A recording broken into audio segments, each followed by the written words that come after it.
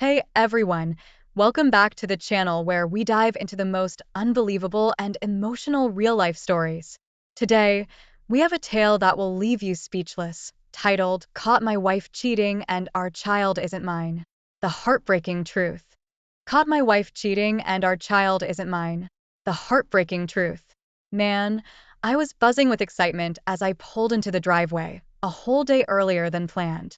I was picturing the look on Jess's face, how she'd jump into my arms, and little Sammy's laughter.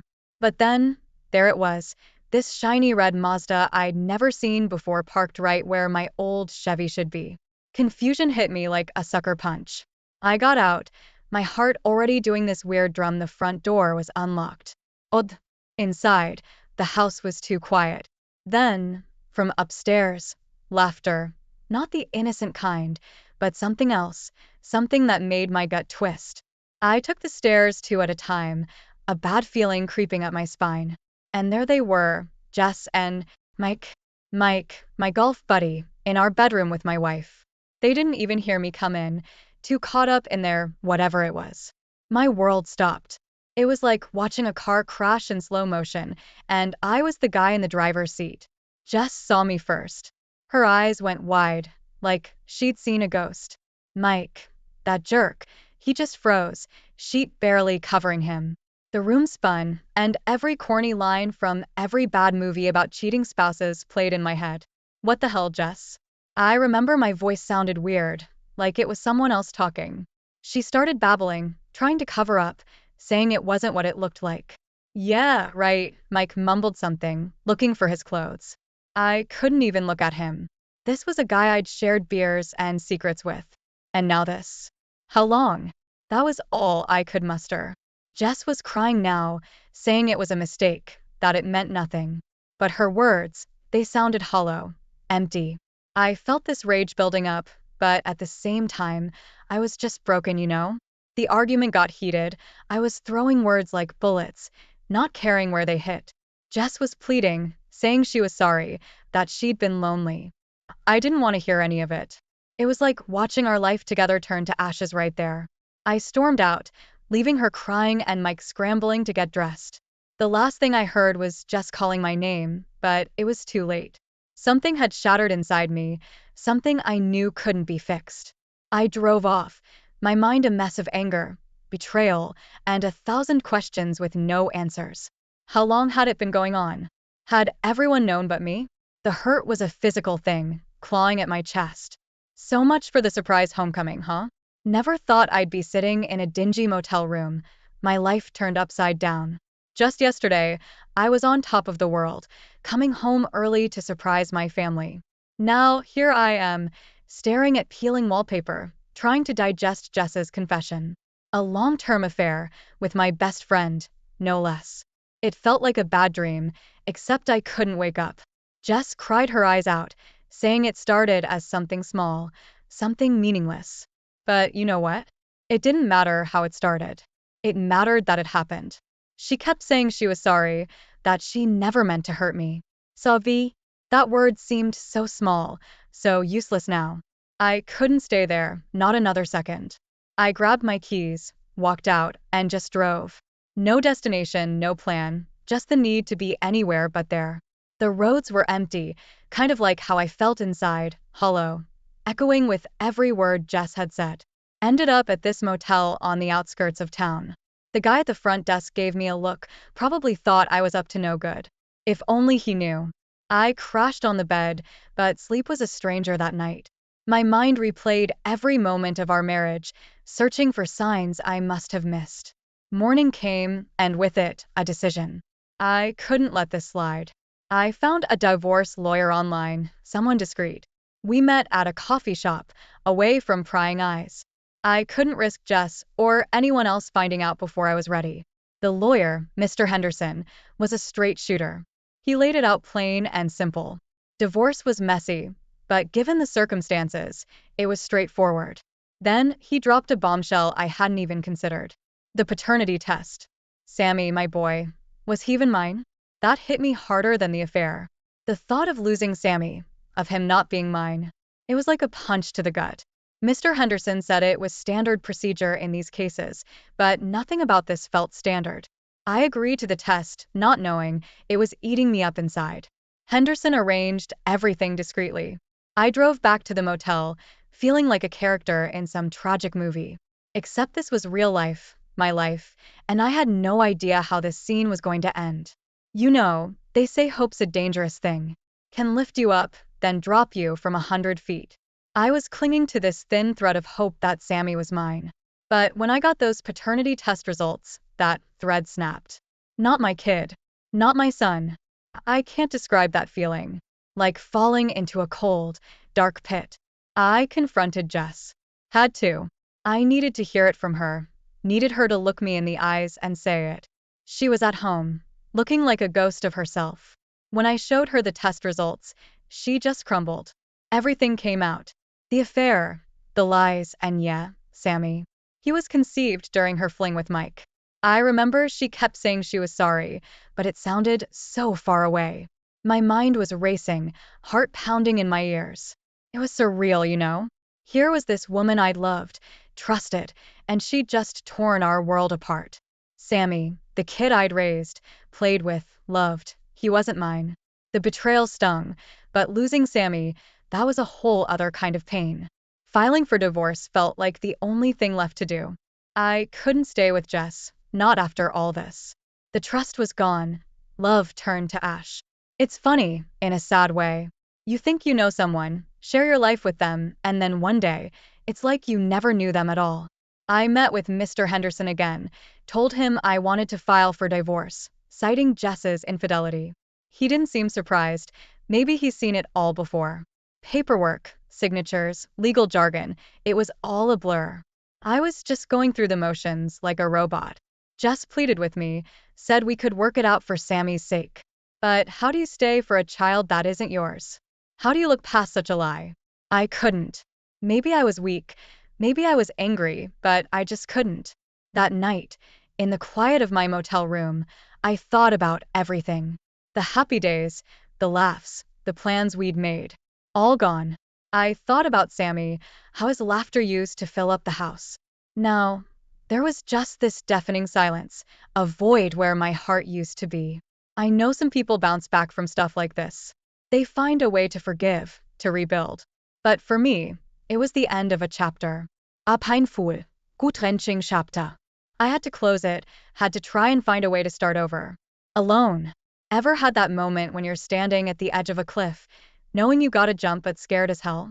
That was me, the day Jess begged me for another chance. She was crying, promising she'd change, that we could fix things. But some breaks, they're just too deep to mend. I told her no.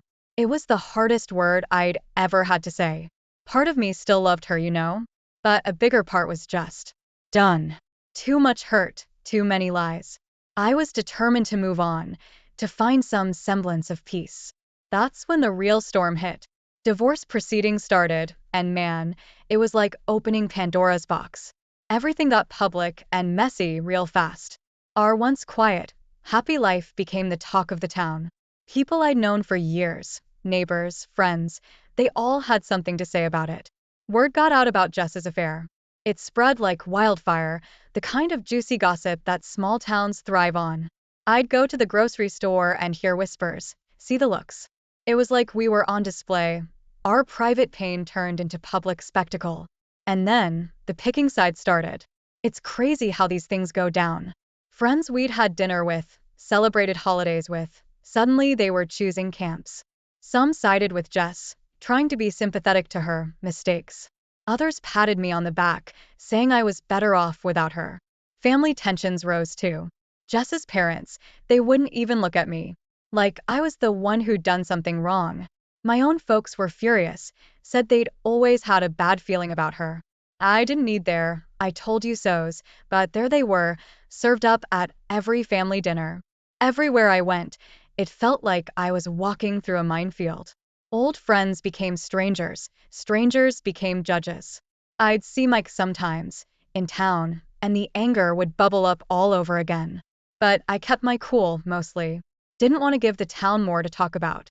This whole process, it wasn't just about signing papers and splitting assets. It was like reliving the betrayal over and over. Every legal document, every court date, it was a reminder of what we'd lost, of how far we'd fallen.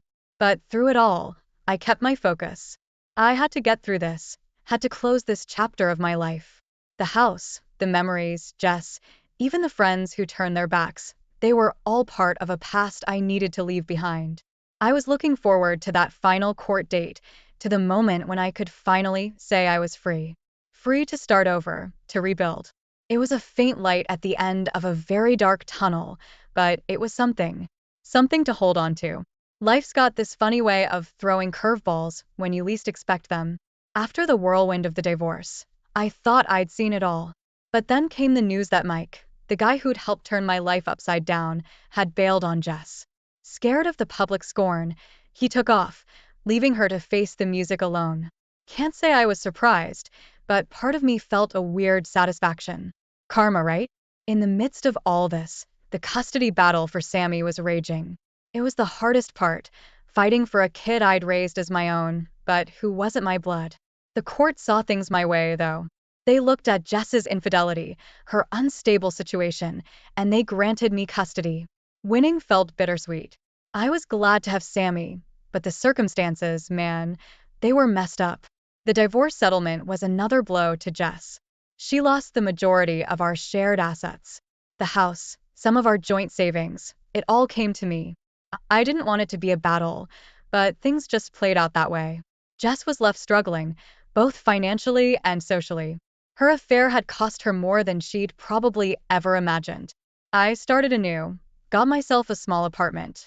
It was nothing fancy, but it was a fresh start, a place free of all the memories that haunted me in our old home. Decorating it, filling it with new stuff, it felt like I was slowly piecing my life back together, one day at a time. Jess, on the other hand, she had it rough. I heard through the grapevine that she was struggling to make ends meet. Her social circle had shrunk too, with most of our mutual friends siding with me. I won't lie, there was a part of me that thought she got what she deserved. But another part, maybe the part that once loved her, felt sorry for her. Life in my new apartment was different. It was quieter, less chaotic. I missed the noise sometimes, missed the family life I thought I had.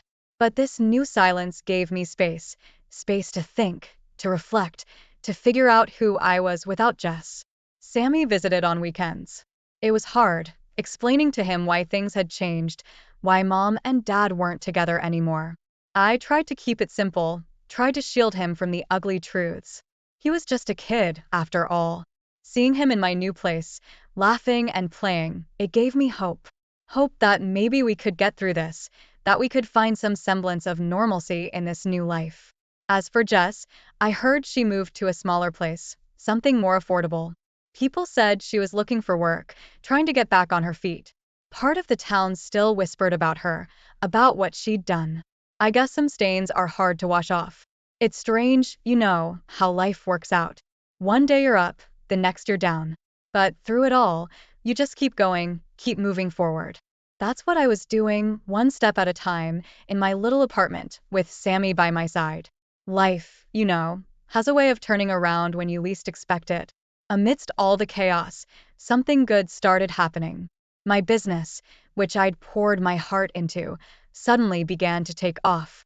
It was like the universe saying, "Hey, it's your time now." Success brought a new kind of energy, a reason to get out of bed each morning with a smile. But just as things were looking up for me, Jess reached out. She wanted to talk, said she missed us, wanted to try again. But for me, that ship had sailed. I couldn't go back to what we had, not after everything. So I declined, as gently as I could. It wasn't about revenge. It was about moving forward. Jess's life, meanwhile, took a nosedive. She was facing isolation, not just from our old friends, but from her own family too. Her parents, who'd once treated me like a son, now disowned her. They were ashamed of her actions, couldn't understand how she'd thrown away what we had. It was sad, really. I knew Jess was struggling, trying to find her way back to some kind of normalcy, but it seemed like the world had turned its back on her. Back in our little town, people started looking at me differently. Where once there were whispers and stares, now there was sympathy, understanding, and even support. I'd bump into old friends at the grocery store, and instead of awkward silence, there were pats on the back, kind words. It was comforting, sure, but it also felt a bit surreal. I was the same guy, just a bit more broken, a bit more cautious. It was tough hearing about how Jess's parents had disowned her. Despite everything, I couldn't help but feel a twinge of pity. That was someone I had loved, someone I had planned to spend my life with. And now, she was out there, alone, cut off from the people who should have been her support system. In a way, our roles had reversed. I used to be the one shrouded in whispers and pity. Now it was Jess. I'd be lying if I said there wasn't a small part of me that felt vindicated, but mostly, it just made me sad. Sad for what we had lost, for what could have been. My business success kept me busy, kept my mind off the mess of my personal life. It was a blessing, really. Work became my sanctuary, a place where I could create, grow, and forget about the heartache for a while. As for Jess, I heard she was trying to rebuild bridges, but it was a slow process. People's memories are long, and forgiveness doesn't come easy in a small town. I hoped, for her sake, she'd find some peace, some way to make amends and move forward. Life's too short to live in perpetual regret. And me? I was just taking it one day at a time, enjoying the little successes, and learning to live again. The business, my little beacon of hope, was growing, and so was I. Life's a roller coaster, huh? Just when you think you're stuck in a loop, it shoots you off in a new direction. That's how I felt when I started dating again. Casual stuff, nothing serious. It was like dipping my toes in the after years of being afraid to swim. It felt good, liberating even, to meet new people, to have conversations that weren't weighed down by my past. Meanwhile, Jess moved to a smaller town. A fresh start, I guess. I couldn't blame her. The air in our town was thick with whispers about us, especially her. But you know how small towns are, news travels fast, and so do rumors. I heard through the grapevine that her new community was already wary of her because of her past. It's tough, starting over with that kind of baggage. In the midst of this, Sammy reached out to me. The kid was confused and hurt, and who could blame him? His world had been turned upside down just like mine. It was a tricky situation. He wasn't my biological son, but those years of raising him, they meant something. They meant a lot, actually. So, I decided to maintain a role in his life, distant, but supportive. I couldn't just turn my back on the kid. That wouldn't be fair to him. Navigating these new relationships wasn't easy. Dating felt like walking through a minefield blindfolded. I was always careful, didn't want to rush into anything. The women I met, they were great, but I kept them at arm's length. Couldn't risk getting too close, not yet. I was still healing, still figuring out who I was outside of my marriage. And Sammy, he needed me, in his own way. We'd meet up, grab a bite to eat, talk about school, sports, normal stuff. I could see the questions in his eyes, the ones he was too scared to ask. Why aren't you and mom together anymore? Why did everything change? I tried to answer as best as I could without hurting him more. I wanted to protect him from the ugly truths. Jess's situation weighed on me, despite everything. I heard about her struggles, about how she was trying to rebuild her life in a place where nobody trusted her. It wasn't easy for her, and part of me felt guilty for that. But then I'd remember the betrayal, and that guilt would fade. She made her choices, and those choices had consequences. Life was moving forward, slowly but surely. Dating, dealing with the fallout of the divorce, maintaining a connection with Sammy, it was a lot. But I was managing, finding a new rhythm in this strange dance of life. There were moments of loneliness, moments of doubt, but I was learning to trust again, to open up, to maybe, just maybe, find love again. Sammy's presence in my life was a constant reminder of the good times, the happy memories. He was the bridge between my past and my future, a connection I wasn't ready to let go of. And as for Jess, I hoped she'd find her way too, find some peace in her new life. We were both starting over, in our own ways. Life's funny, isn't it? Just when you think you've got it figured out, it throws you a curveball. That's what happened with me and my new relationship. We'd been seeing each other for a while, and things just clicked. Before I knew it, we were talking about getting serious and then engagement. It felt right, like a second chance at happiness. Something I never thought I'd get again. On the flip side, Jess was trying to put her life back together too. She'd been trying to start a new relationship, but things weren't going so smooth for her. The past has of clinging to you, and in a small town, people's memories are long. I heard she was struggling, that it was hard for her to find someone who could look past everything that happened. As for me, I was over the moon when my girlfriend said, yes. We started planning a modest wedding, nothing fancy. Just a small gathering of close friends and family. It was a new beginning, a fresh start. But as we dived into wedding plans, I couldn't help but think about Jess. Was it wrong to feel a twinge of guilt? Maybe, but I did. Jess's struggle hit a new low. She was battling depression, reeling from all the losses she'd faced. It's one thing to hear about an ex struggling, but it's another to know they're suffering because of choices that involved you. I felt for her, despite everything. I wouldn't wish that kind of pain on anyone. The news of my engagement spread quickly, as news does in small towns. Jess heard about it, and I heard that it hit her hard. She felt a deep sense of loss, they said. It's strange, how life takes these turns. Here I was, starting a new chapter, filled with hope and happiness, and there she was, stuck in a chapter that had long closed. I often caught myself thinking about how our paths had diverged so drastically. Once, we had shared dreams, plans for the future. Now, our lives couldn't be more different. It was a sobering realization, a reminder of how fragile happiness can be, how easily life can be upended. As the wedding day approached, I found myself reflecting on the past, not with anger or regret, but with a kind of acceptance. What happened with Jess, it was a part of my story, but it wasn't the whole story. I had a future to look forward to, a life to rebuild. And Jess, well, I hoped she'd find her way out of the darkness. Everyone deserves a shot at redemption, at happiness. So, as I planned for the wedding, I made a silent wish for Jess, hoping she'd find peace, maybe even love again. Life goes on, it always does. And sometimes, just sometimes, it gives you a second chance. Life's about moving forward, right? That's what I kept telling myself as my fiancé and I stood in front of our new house. It wasn't just a building. It was our fresh start, a symbol of new beginnings. The place was modest, but filled with hope and possibilities. We were turning pages, leaving old chapters behind and writing new ones. Meanwhile, Jess's struggles seemed to deepen. I heard from mutual friends that she'd lost her job. It was a tough break, especially with everything else she was dealing with. Her spiral into despair was like a dark cloud hanging over her life. I couldn't help but feel a twinge of sympathy. Despite our past, I never wanted this kind of hardship for her. Our wedding day came, and it was exactly what we wanted, beautiful but low-key. A small ceremony with the people who mattered most. As I stood there, exchanging vows with my new wife, I felt a sense of peace I hadn't felt in years. It was a moment of closure, a final seal on the past, and a hopeful gaze into the future. But life has a way of reminding you of things you'd rather forget. Right after the wedding, Jess tried to reach out to me.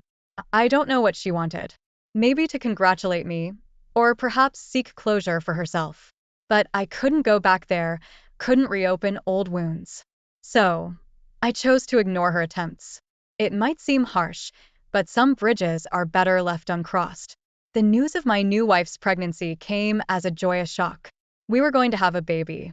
It felt like life was rewarding us, giving us a gift after a storm. We announced it to our friends and family, and the outpouring of love and support was overwhelming. This baby, it was a symbol of our love, a beacon of our shared future. I often wondered about Jess during this time. The news of our pregnancy would inevitably reach her, and I couldn't help but think about how it would affect her. It must be hard, watching someone you once shared a life with move on in such significant ways while you're struggling to keep your head above water. But as I looked around our new home, felt the excitement of impending fatherhood, I knew I had made the right choices. Moving on wasn't just about leaving someone behind. It was about embracing the future, embracing hope. Jess's journey was her own to make, and I sincerely hoped she'd find her footing. As for me and my new family, we were just at the beginning of a beautiful journey. A journey filled with love, challenges, and the promise of new life. It was time to look ahead, to build a future filled with laughter, love, and happiness. A future where the past was just a distant memory. Ever noticed how life has a way of balancing things out? Well, as my life started taking this beautiful turn, with a new baby and a loving family, Jess's life took the opposite route. I heard through the grapevine she'd become something of a recluse. It's weird, thinking about someone who was once so vibrant and full of life now shunned by the very friends we once shared. Our baby's arrival was nothing short of a miracle. Holding that tiny bundle of joy, I felt a happiness I hadn't known was possible. My wife and I, we were a team, building this warm, loving environment for our little one. It was like the universe was making up for the rough patch with an abundance of joy. Jess, on the other hand, struggled to start afresh. Her past seemed to follow her like a shadow. I'd occasionally hear about her attempts to rebuild her life, to start over.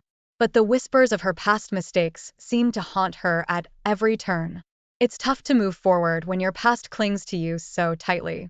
Sitting in our living room one evening, watching my wife and our baby sleeping peacefully, I couldn't help but reflect on my journey. From the heartache and betrayal to this moment of peace and contentment. I felt grateful, Grateful for the new beginnings, for the second chance at happiness. But the story of our lives isn't just about the happy endings.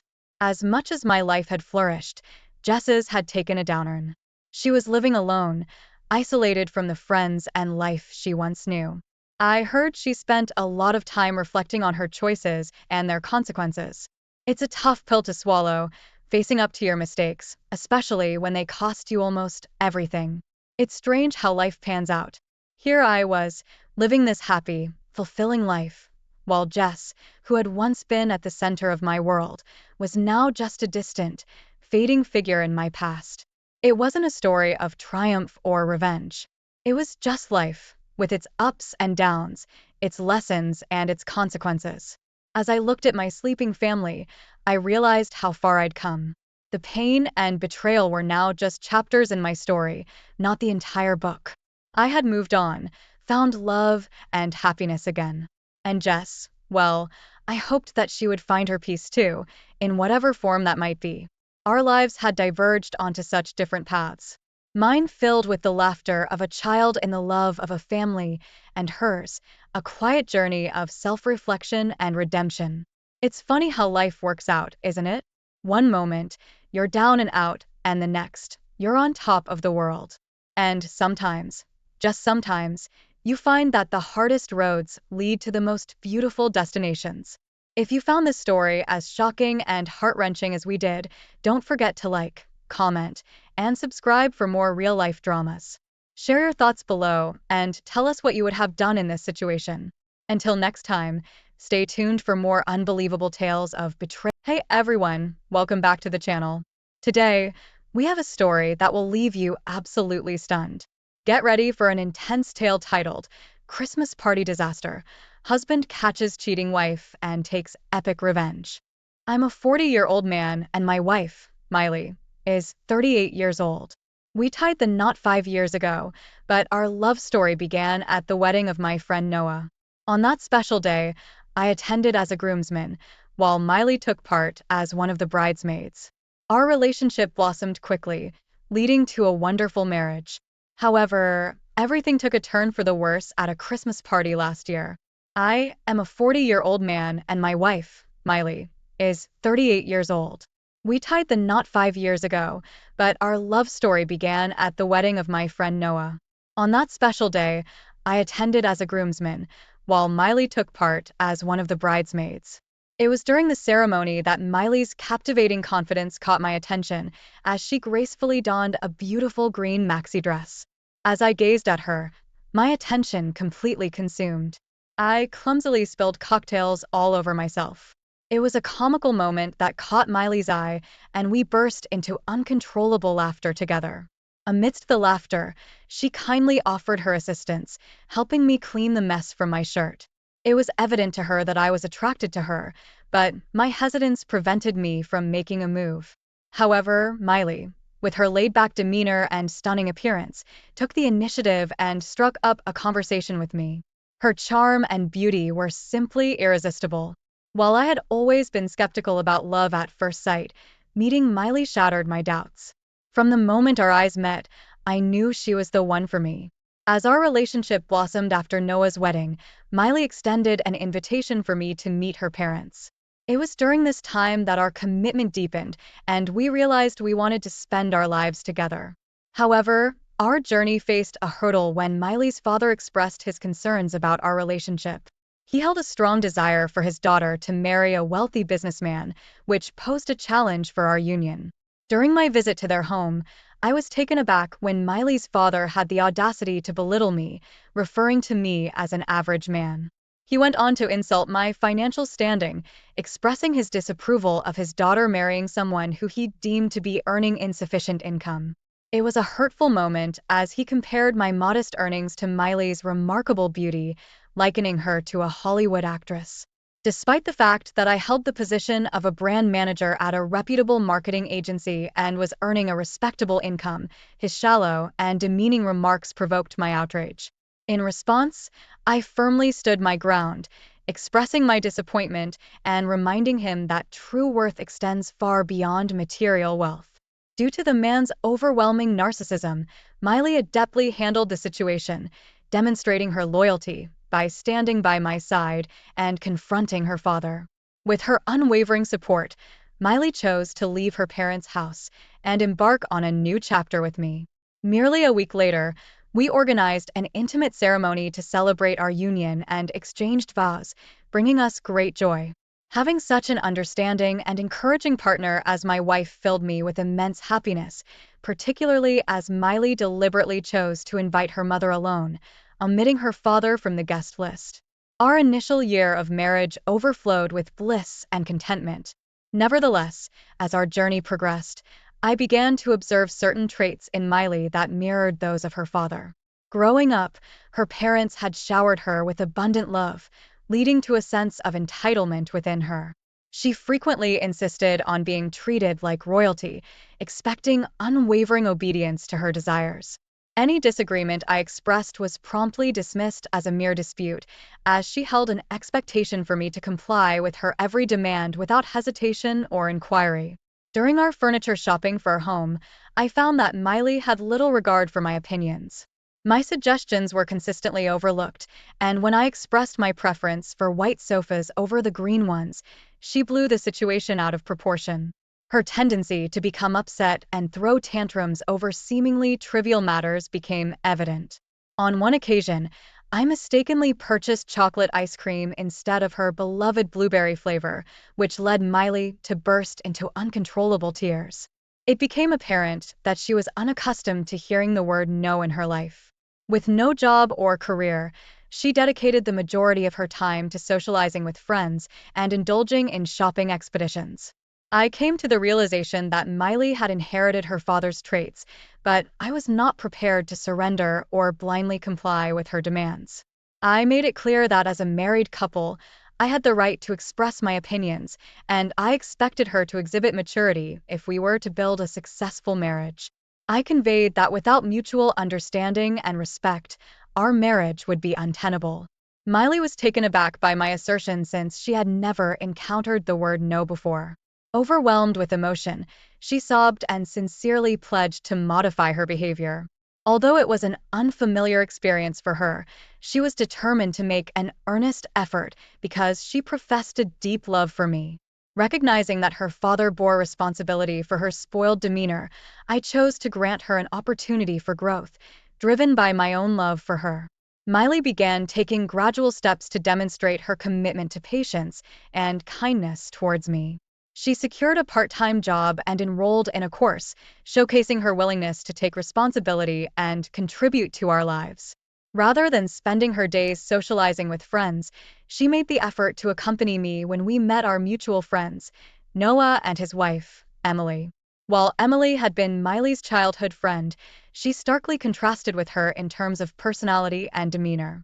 Miley's childhood friend, Emily, presented herself as a composed, mature, and intelligent woman, providing a stark contrast to Miley's previous behavior.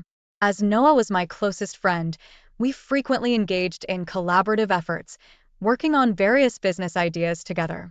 This led to frequent visits between our households. Through our unwavering dedication and hard work, Noah and I successfully launched our product, which translated into substantial financial gains. As a result, we transitioned from residing in cramped apartments to spacious, comfortable houses, marking a significant improvement in our living conditions. Upon hearing about my accomplishments, my father-in-law's perception of me began to soften, prompting him to initiate casual phone conversations. Initially, I harbored reluctance to engage with him, but with encouragement from Emily and Noah, who desired for me to let go of the past and extend forgiveness, I decided to answer his calls. Eventually, I embraced the idea and extended an invitation to my in-laws, welcoming them to our new home. When my father-in-law accepted the invitation and visited our opulent abode, he was taken aback by the extent of our newfound prosperity, as he had never anticipated my success. It was his own ill-treatment and misbehavior that fueled my desire for wealth, serving as the impetus for me to tirelessly work day and night to achieve my goals. However, he persisted in pressuring both Miley and me to start a family, despite our reservations and personal preferences. Ironically, the man who initially opposed his daughter's union with me now expressed a sudden desire for us to have children. Recognizing his tendency to intrude in our lives, I maintained a reasonable distance from him. However, last year during Christmas, Miley's parents insisted that we host a grand dinner at our home, urging us to include a wide range of guests. In response, I extended invitations to Noah and his family, as well as my own parents and brothers, fostering an atmosphere of togetherness and celebration. Miley's parents insisted that I extend invitations to their friends and relatives for the Christmas dinner, citing their absence at our wedding as the reason. It became evident that their motivation was not solely to introduce their son-in-law to their acquaintances, but rather to showcase their connections and display our lavish house and wealth. Despite their desires, I declined to invite a large number of people, choosing instead to maintain a more intimate gathering. Nonetheless, Miley did invite a select few of her parents' friends and relatives to the dinner. During the Christmas dinner party, my parents and Noah's family arrived dressed in casual yet appropriate attire for the occasion. However, I was taken aback when Miley's family appeared in overly formal and extravagant attire, as if they were attending a wedding rather than a casual gathering. To my surprise, friends and relatives of my in-laws began to act as if they were in their own home, dancing and utilizing our space without restraint. Miley had chosen to wear a short black dress, and the lively atmosphere had transformed our home into a bustling party scene, resembling more of a bar than a traditional Christmas dinner. This stark contrast to our usual quiet and simple family gatherings left me feeling uneasy.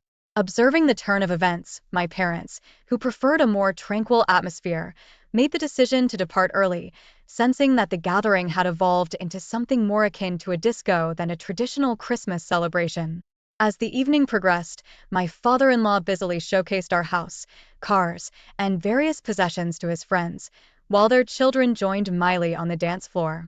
Meanwhile, Noah's family and I remained focused on enjoying our dinner and paid little attention to these unfamiliar guests.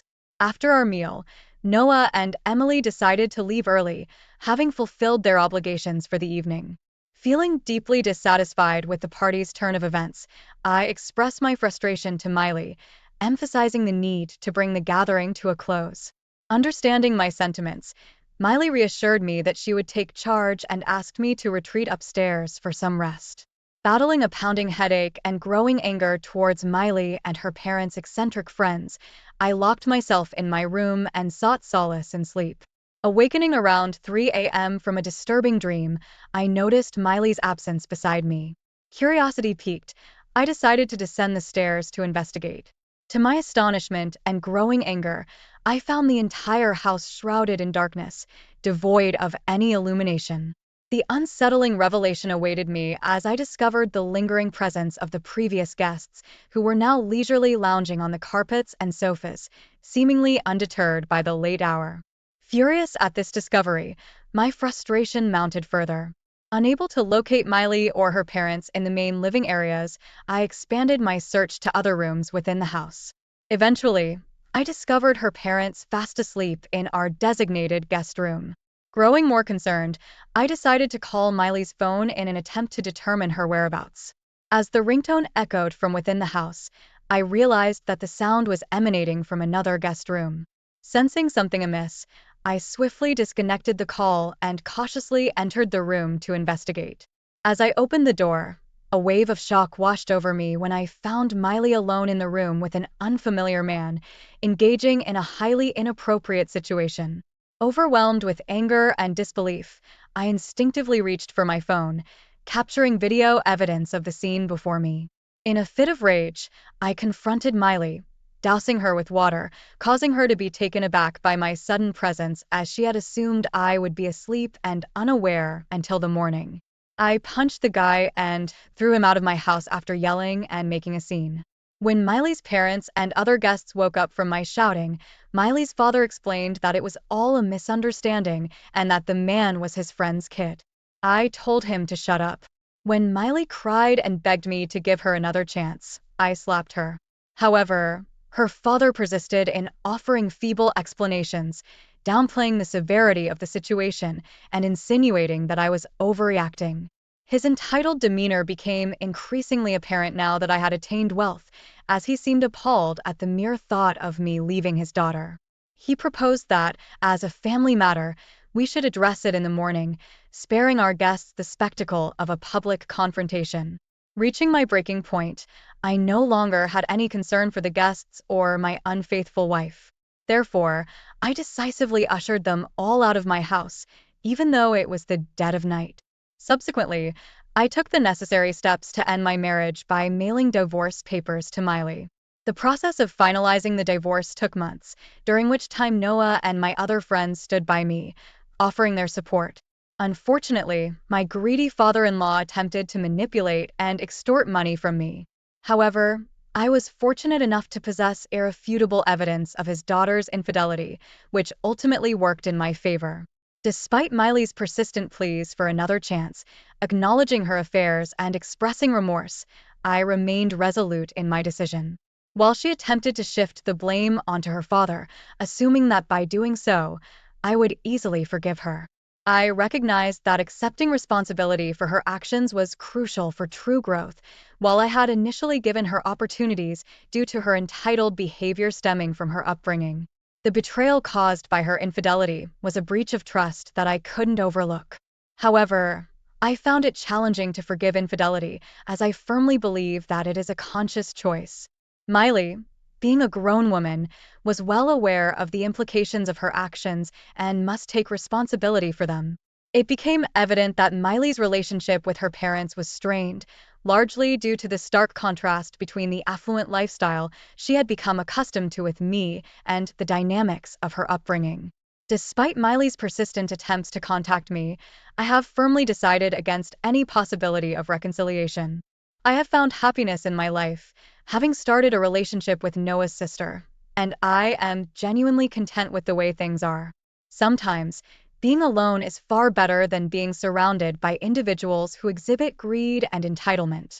The presence of such people can be incompatible with one's own values and can disrupt any sense of harmony or coexistence.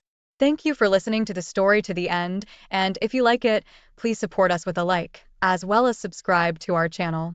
Write in the comments what you think about the story.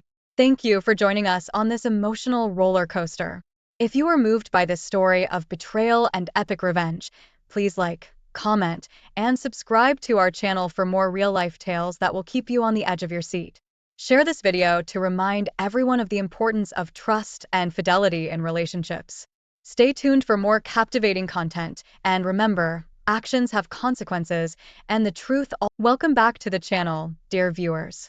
Tonight, we delve into a tale that uncovers deep family secrets and sparks a heated conflict. The story is titled, I Discovered My Stepdad Abandoned His Kids and Kept It Secret for Years. Now my family is in chaos. Join me as we unravel the events that turned a seemingly perfect family life upside down. So, sit back, relax, and let's dive into this shocking story. I moved an hour away, started a job over the summer, and became close with a few coworkers. One of them and I have become actual friends outside of the office, and she's integrated me into her friend circle. After getting to know her backstory, mom was abandoned while pregnant and had to raise 3 kids. We got close, and I consider her a good friend now. She's so sweet and nice. Last weekend, I was over at her mom's house getting ready to go out and was looking at some pictures on her wall, and I saw one of her younger brothers and a man, and did a double take. He looks exactly like my stepfather, but younger. I tried to find another he was in, but that was it. She saw me staring at it and said that's her father, and I laughed and said he looks like my stepdad. She asked me his name, and I said it, and the color of her face left. She started calling her mom to come to the room, and the next 10 minutes consisted of me awkwardly answering their questions. Turns out my stepdad is her father. I met him when I was 6, so my friend would have been 8, and that's the time he left. He never mentioned having any kids, so it was shocking. It was horrible to hear them cry, and we never went out. I told them that he has a successful business, and maybe they could get money for back child support, but they said they didn't want anything from him. I went home this week, and things have just been awkward. My stepdad is so nice, and literally my only father figure, so to know he abandoned his biological kid is crazy. My stepdad just kept asking me why I'm acting weird, and I didn't say anything at first. My mom pulled me aside, and I told her everything. To my surprise, she didn't react. She said how he lives his life is his business, and I shouldn't judge him. This is coming from a former single mother. I remember her crying over my dad leaving us, and I was disgusted by what she said, so I told her loudly not to speak to me, and she's a hypocrite, and stormed out of the house. My stepdad followed me to my car, saying that I needed to come back and apologize to my mom right now, and I told him to go and apologize to the kids he abandoned and listed their names. I told him to take care of his actual children. He looked like he would faint and went back inside the house.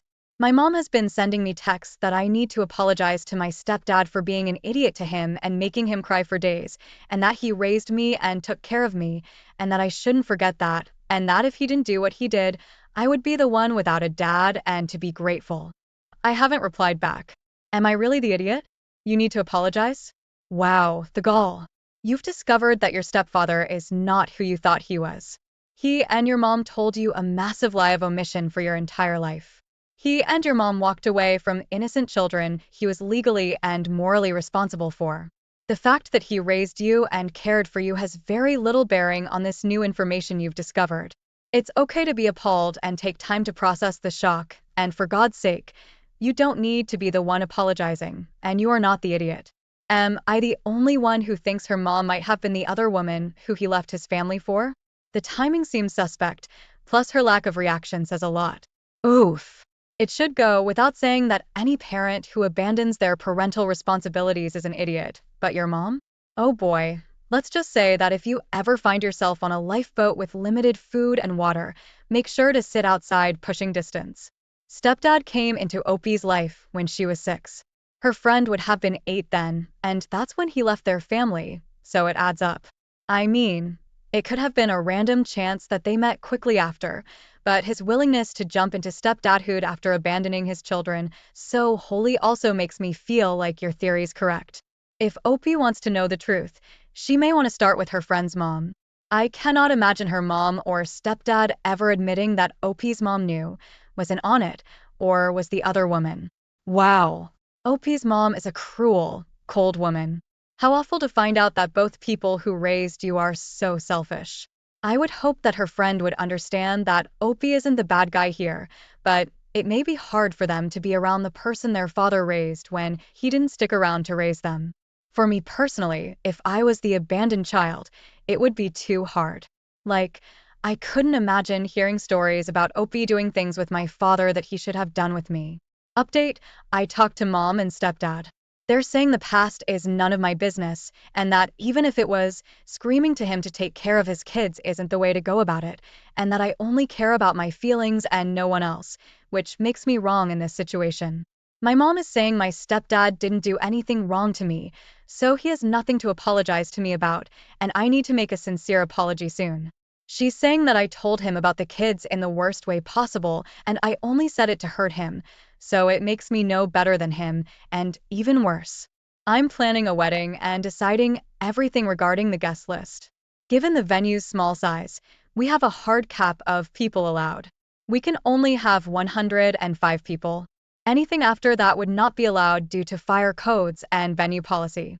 I have an older sister, Mia, whose life is a bit of a mess. She and her latest ex-partner, and the dad of one of her kids, broke up in the last 6 months. She has 4 kids, who are all living at my parents' house for now. We opted not to have a child-free wedding after there was so much drama about it. Mia's 4 kids, preschoolers to tween, will be at our wedding.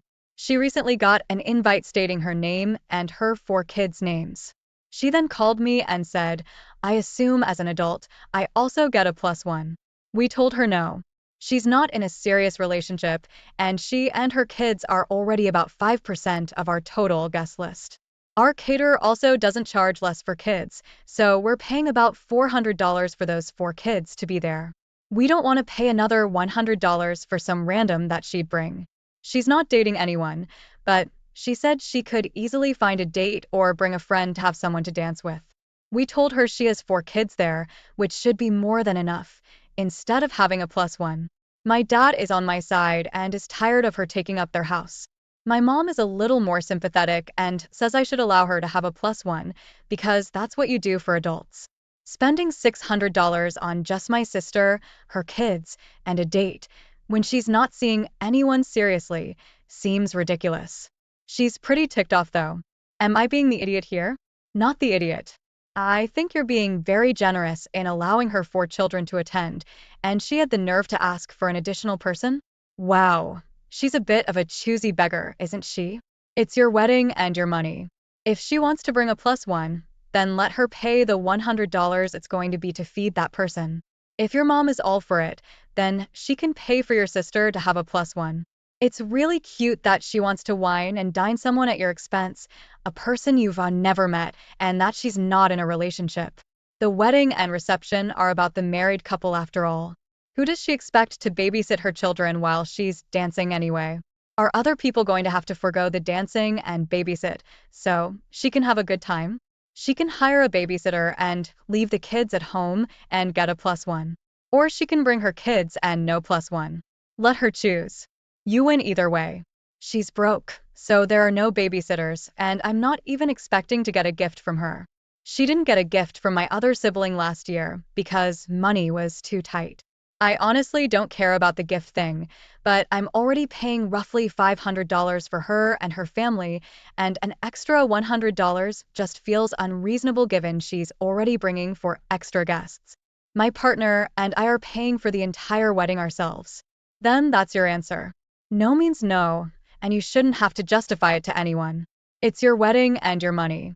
Don't let anyone bully you into doing something you don't want to do. Your sister will be fine without a +5. My brother has 2 kids, ages young teen and tween, with his ex. They were high school sweethearts who had kids young, never married, and split when the kids were still little. They mostly always shared custody of the kids, but for about 8 months in 2017, the kids were primarily with my brother because his ex was homeless. She got herself together again, and she got married in 2020. Her husband has 3 or maybe 4 kids, and ever since she remarried, she's been asking my brother to include her stepkids in stuff that he does with my niece and nephew, like when he took them to Disney or when he took them to the aquarium, etc. My brother has always told her no and ignored her attempts to get him more involved.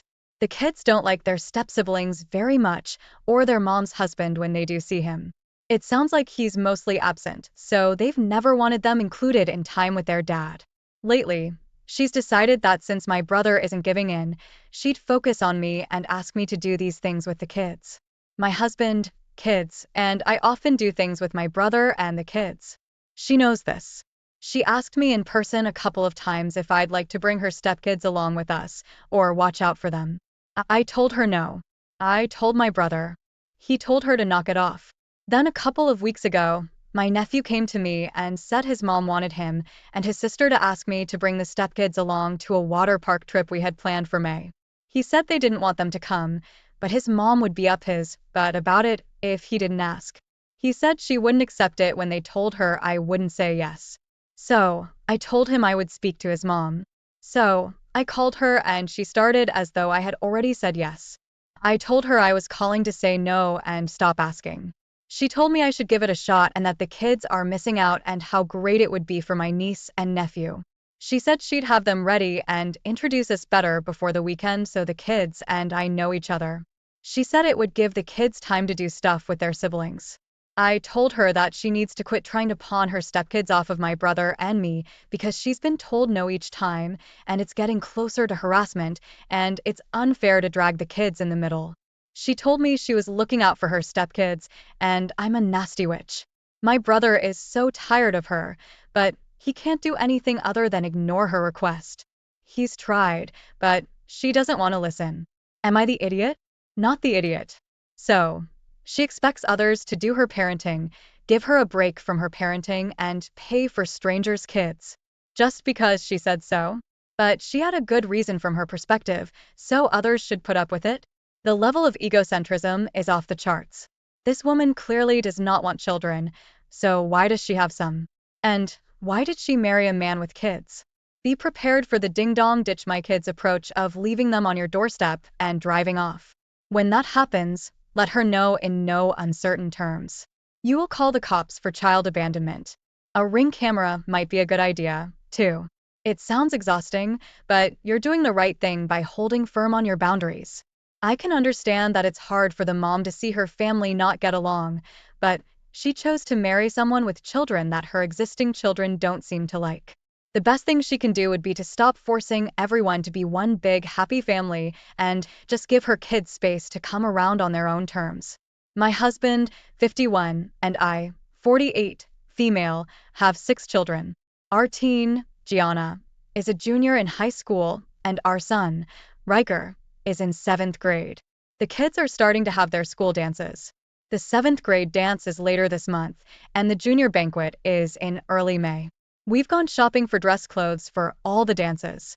We bought Gianna's dress a few weeks ago. Gianna has usually been a good kid throughout her life. This school year has been slightly harder than others, though.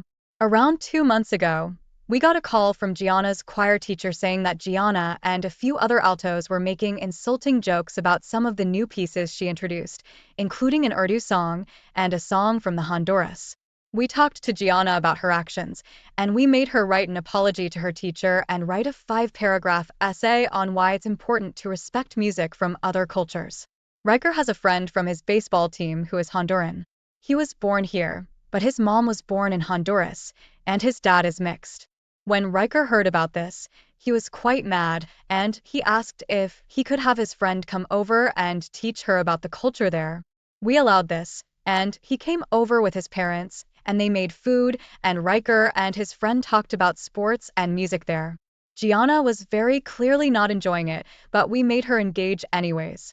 Our daughter and a group of her friends, including her boyfriend, got in trouble last week for making the same jokes again. We took her phone to investigate where this hatred could come from. Riker had his friends over for a sleepover the night we found out about this. During dinner, the boys were talking about how their coach would never let them live through it if they bullied a kid or made that kind of joke. My husband and I tried helping guide them through their feelings, like asking them about the diverse athletes they liked. Gianna was hanging out with friends at the mall that night, some of whom were doing dress shopping for the upcoming dance. Unfortunately, our son and the boys decided to use this as an opportunity to trash the dress, using mud, drinks, and cutting a few holes in the dress. We found out when Gianna came home, entered her room, and saw the dress. The boys were laughing, and Riker said they did it because Gianna didn't deserve to go to the banquet, saying how there could be kids that looked like his Honduran friend. We told Riker we were trying our best to educate her in a very white town. We're also white. We told him that this was the wrong way to take out his anger, and that as a result, he couldn't go to a seventh grade dance. Riker told us to shut up and spent the rest of his night in his room with the boys. Riker texted my parents and siblings, as well as my in-laws, and a few have called us and come to his defense, saying he's just a kid who is trying to cope with anger. So, now we're unsure if we are in the wrong. Am I the idiot? Edit. We haven't decided if Gianna's allowed to her dance yet, but she's already had her phone taken away as a punishment, though. You are the idiot. I don't understand how destroying a dress comes with a bigger punishment than getting in trouble for the same crime twice. What he did was wrong, but the fact that your daughter's still getting to go to her dance and out with the friends also seems like the wrong response, so I can understand why he's angry. Yeah, like, is the daughter some golden child or what? Maybe the son sees the lack of true punishment or consequences as her getting away with it and is understandably angry about it. Opie royally messed up here, and their half-baked solution is only going to make things worse. I agree. An appropriate punishment would be making him pay back the cost of the dress or a new one, but I honestly wouldn't punish him. I'd explain how what he did was wrong, but you're proud of him for sticking up for his friends against his awful sister. And you are the idiot for even allowing your daughter to still go to the dance. Obviously, whatever you're doing with your daughter isn't changing her mind. Maybe take a look at yourself and how you contributed to raising a brat. My parents are having people from their home country come for a visit. They told me that for the 4 weeks that the guests were here, I was to vacate my room and sleep in the basement on an inflatable mattress. I, female 26, have only been living with them because they insist. I have a job and have been working and saving money since I was 16. I didn't need their help to pay for college, and I paid them rent for my room, as well as buy groceries and help out around the house. I told them that if they wanted a guest room, then I could move out. Several condo developments in my area have units ready for immediate possession, and I have almost enough to buy one outright.